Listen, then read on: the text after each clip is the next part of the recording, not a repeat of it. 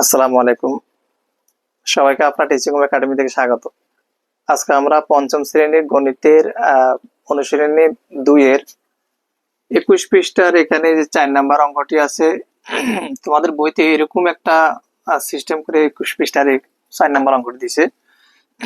তো এখান থেকে আমরা এখানে দেখো যে অঙ্কটা দেওয়া হয়েছে, এটা খালি ঘরগুলো আমরা পূরণ করবো। এখানে যে খালি ঘরগুলো দেওয়া আছে, কোন খালি ঘরে কিভাবে অঙ্কটি হবে সেটি আমরা ইনশাল্লাহ করব।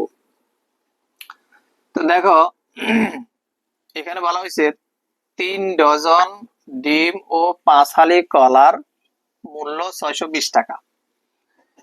1 ডজন ডিমের মূল্য 140 টাকা হলে একটি কলার মূল্য কত? বন্ধনী ব্যবহার করে সমস্যাটিকে গাণিতিক বাক্যে প্রকাশ করো। তো এরকম বন্ধনী দিয়ে এরা অঙ্কটা দিয়ে দিচ্ছে। আমি ভিন্ন কালি ব্যবহার করি। তো দেখো এটা কিভাবে আমরা করব। একটি কলার মূল্য চাইছে, যেহেতু একটি কলার মূল্য আমরা লিখবো। দেখো মোট 3 ডজন ডিম ও 5 হালি কলার দাম হলো 620 টাকা। তো সেটা আমরা লিখে ফেলি 620।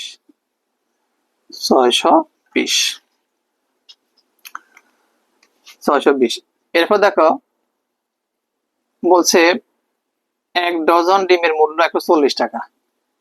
আচ্ছা, 1 ডজন মানে 12টা। 1 ডজন হলো 12টা। 12টা ডিমের মূল্য কত? 140 টাকা। তার মানে আমরা লিখবো এখানে 3 ডজন বলছে। 1 ডজনের মূল্য 140 টাকা। এখানে যদি আমরা 12টা হলে 1 ডজন, তাহলে আমরা যদি এরকম লিখি 140 গুণ হলো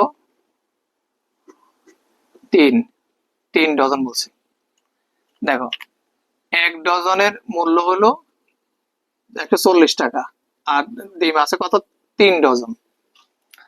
আর এখানে 5 হালি বলছে, 5 হালি লেখো। আর এখানে 1 হালি সমান 4টা, সে 4 দিলাম। কি বলছি? এখানে 1 ডজন হলো 140টা, আর এখানে আছে কত? 3 ডজন ডিম। তাহলে মোট দাম হলো 620 টাকা। আমরা এখানে 1 ডজনের দাম 140 টাকা, 3 ডজন লিখছি। 5 হালি লিখলাম, 1 হালি সমান 4টা, ভাগ করলাম।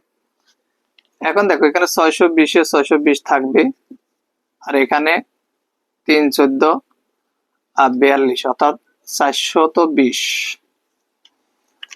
3 শূন্য শূন্য, 3 14 42, 3 4 12 আছে 1, 3 3 1 4।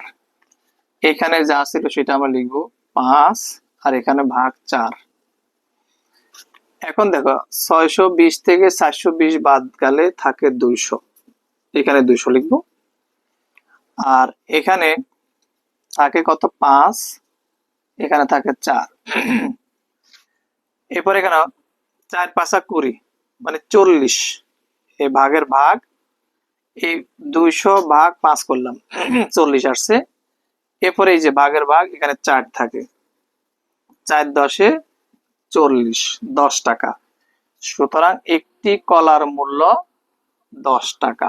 এটাই হবে আমাদের এখানে যে খালি ঘরগুলো পূরণ করে আমাদেরকে সমাধান করতে বলছে সেটার উত্তর। তো দেখো এখানে প্রথম লাইনটা হলো আসল, 620 হলো মোট টাকা। 1 ডজন ডিমের মূল্য হলো 140 টাকা, মোট হলো 3 ডজন। আর এখানে যে 5 হালি ছিল 5 হালি, আর 1 হালি সমান 4টা। এরপর আমরা হিসাব করে ক্যালকুলেশন করে এখানে যে খালি ঘরগুলো পূরণ করার কথা ছিল আমরা এগুলো করে দিচ্ছি। আশা করি তোমরা বুঝতে পারছো। এরপর আমরা পরের অঙ্কটি করবো ইনশাআল্লাহ। ততক্ষণ ভালো থাকো।